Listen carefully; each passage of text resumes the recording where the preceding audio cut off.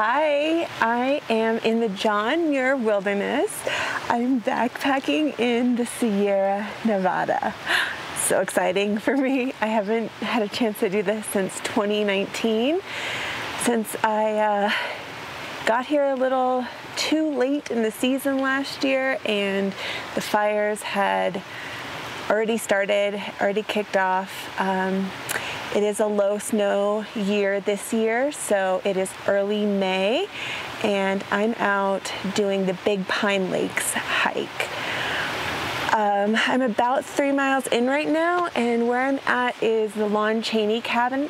This is a Big Pine Wilderness Ranger cabin, and it's pretty nice. I wouldn't mind shacking up here for a while. It's already 1:30 p.m. I got a later start today than I would have liked. The first 2.5 miles of the hike are quite sun exposed. They're not that steep. I mean, it's a constant incline. The trail is not at all technical, but the reason I got a late start was that I was having major anxiety about leaving my vehicle in the parking lot, and I will get into that later. But as someone who lives full-time out of their vehicle, what I saw had happened down there, I was like really reconsidering whether or not it was a good idea to do this trip.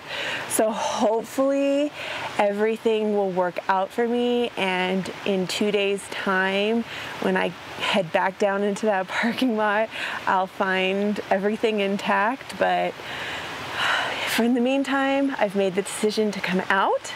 So I'm leaving that all behind me. I've done everything that I can, and yeah, I'll talk about that a little bit more later. Just gonna make sure I have a good amount of water, take a breath, and now I'm in a little bit of tree cover, so should be a cooler hiking for me.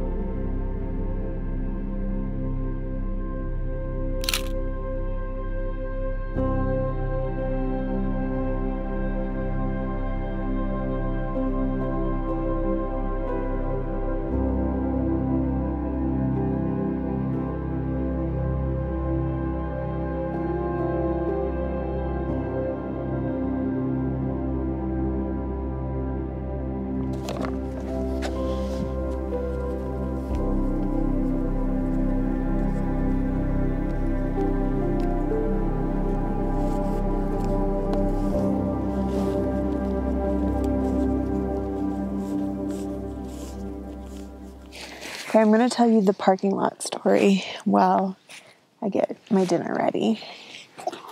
So, as you may know, I live in my Subaru Forester full time. Sometimes I crash on families' couches or with friends and stuff like that, but like day to day, I live in my car, and so I have like all of the things that someone would need to live, like the things that you would keep in your house, granted, very minimalist version. But all of that is in my car. So in the Sierra, there are black bears, and black bears are not really considered a threat to humans. So it doesn't make me nervous that something is going to happen to me. It's more that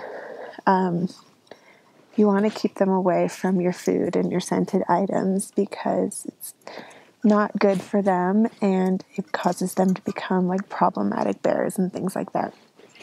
So at the trailheads in the Sierra, they have bear boxes. They're these metal boxes that you lock your stuff up in while you're in the backcountry overnight. That way, your stuff does not become bear food, any of your scented items. So, as you can imagine, hygiene products, food. I have like camp food that I cook on my Coleman 2-burner stove when I'm car camping, and then I have backpacking food and hiking snacks and things like that. So there's a kind of a lot of stuff. I can fill more than one bear box with just my stuff. So I was filling the bear box, and I walked around another white Subaru. It was an Outback, new one. And I noticed that the driver's side mirror was torn off. Wires everywhere. Mirror on the ground. Brand new car. And I was like, what happened here? And the thing is, they were parked on the end. So they were parked right next to the bear boxes. So no one, like, it's not like another car would have clipped them and caused that to happen. And so it really caught my attention. And I started looking a little bit more closely. And I sure did see a paw print and bear slobber on the driver's side window. And I peered into their car to see, like, did they leave a Big Mac sitting on the dashboard or what? And the only thing that I could see was in like just a regular kind of water bottle that looked empty, and one of those like tree air fresheners hanging from the rearview mirror. So I don't know if there's anything in there that I couldn't see that a bear could smell, but I don't know if the bear was trying to get in the car or was just checking out what was in the car, and stood up on it and accidentally broke the mirror. But I was like, I definitely don't want my car to get broken into. So it took me quite a while to pull everything I could think of out of my car that would have any kind of scent to it. And I also put up my blackout window things that I made that I use like when I'm camping in a place that's a little bit more populated, just so that the bear couldn't see inside, because I have like some bins in there that don't have food in them, but I didn't want a bear to look in there and think that that bin is a cooler, because bears know what coolers are, and then break into my car because of that. Oh, I should have gotten this started. Anyway, that was like, and now I'm just hoping that I didn't miss anything, or that something, hasn't happened to my car. Honestly, my biggest fear associated with traveling is something happening to my car. This stuff, I'm not afraid. I mean, I have a healthy, reasonable fear, but not really like fear. No anxiety about it. But car stuff, that gives me anxiety.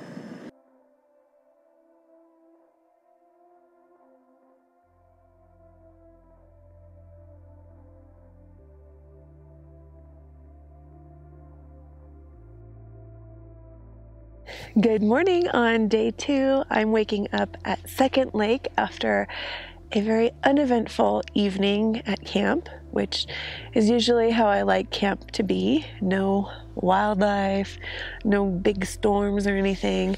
I will say that I was a little bit colder than I would have anticipated, simply because I think it wasn't so much the temperature, but the humidity.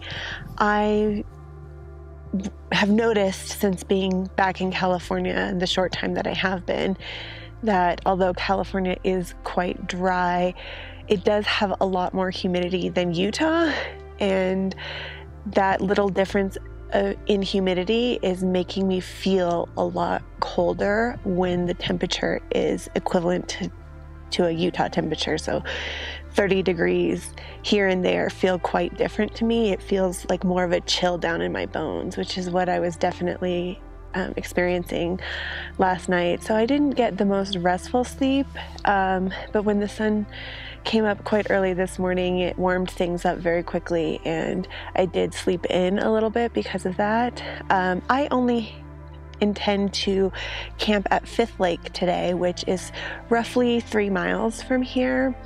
So not that much hiking. That's about an hour and a half of hiking with filming. But once I get camp established there, my desire is to go check out one of 2 places, and I'll kind of make the decision on what direction I go in when I get to Fifth Lake and can see the landscape around me and see what looks more interesting. But there's basically 2 options. I can head up towards Palisade Glacier and hopefully get a nice look at it from, I think it's called Sam's Meadow. Or I can continue on back up the basin, up past 6th and to 7th Lake, and then head back. So I'm just going to make that decision a little bit later, but for now, it's come the time to break down tent and finish packing up my backpack and head on out.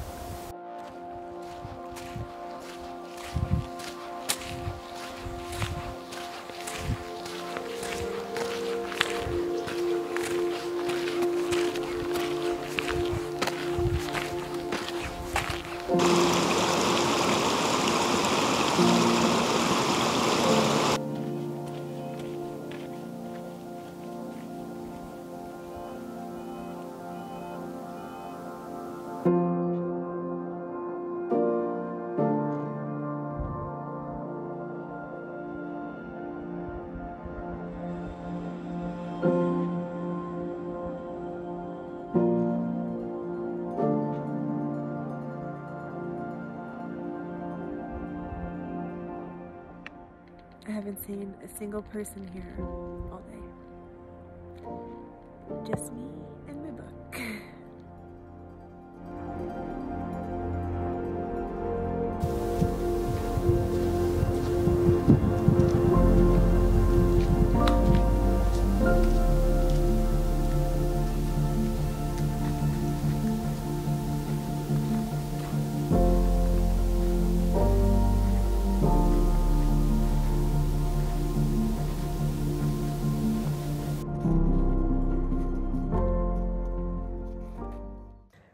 One final look at camp, and I'm on the move this morning. Sorry I did a pretty bad job of keeping up with you guys yesterday.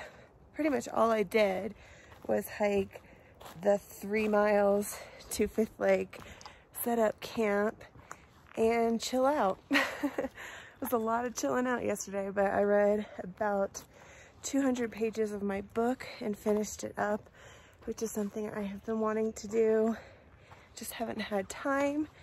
So I got that done, and yeah, I feel really nice and well rested and stuff. And although this isn't a very challenging trip, I've just been on the go a lot in general lately, and so taking the time to have the day where I just kind of chill at the lake, there's no one else here, is very nice.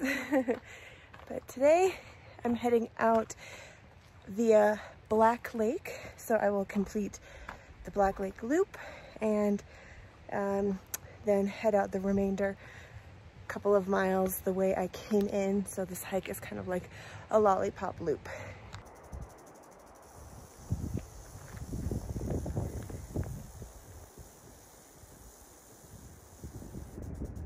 Gave me plenty of warning. Plenty of warning. Now I just have to make a plan to get around.